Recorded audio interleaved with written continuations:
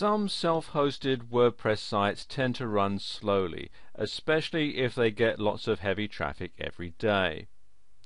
This may be due to the amount of large files that the site needs to load, or it might be due to inefficient coding. Now, there's nothing worse than a slow site, so in this video I'm going to give you some quick tips on how you can speed up your self-hosted WordPress site.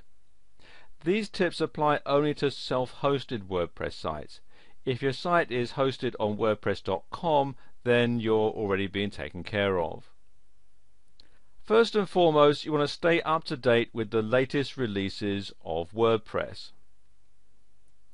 Staying up to date with the latest version of WordPress is crucial. In every update there are usually lots of performance enhancements, bug fixes, and so on. The same goes for WordPress plugins.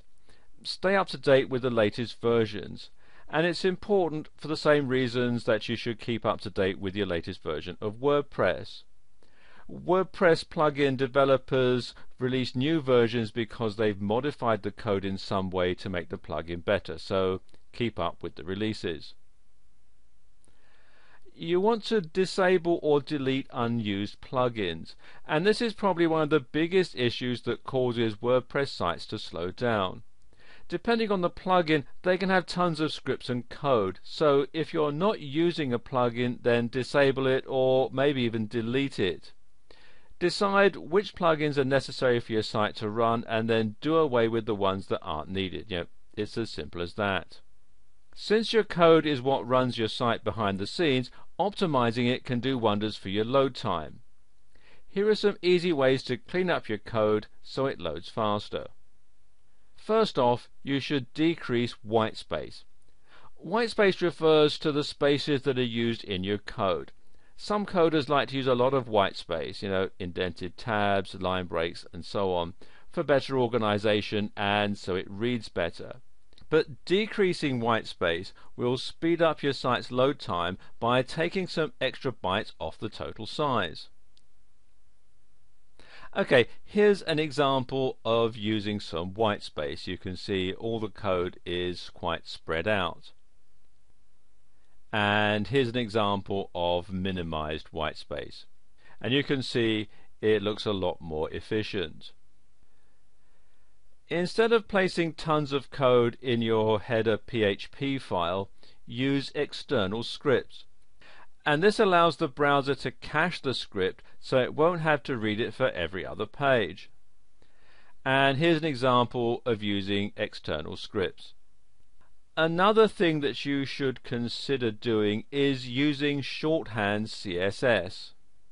Using shorthand CSS is great for everyone. It's great for you, it's great for your browser, and it's great for your site visitors. It allows your CSS code to be more concise, and as I said, it loads a lot faster too.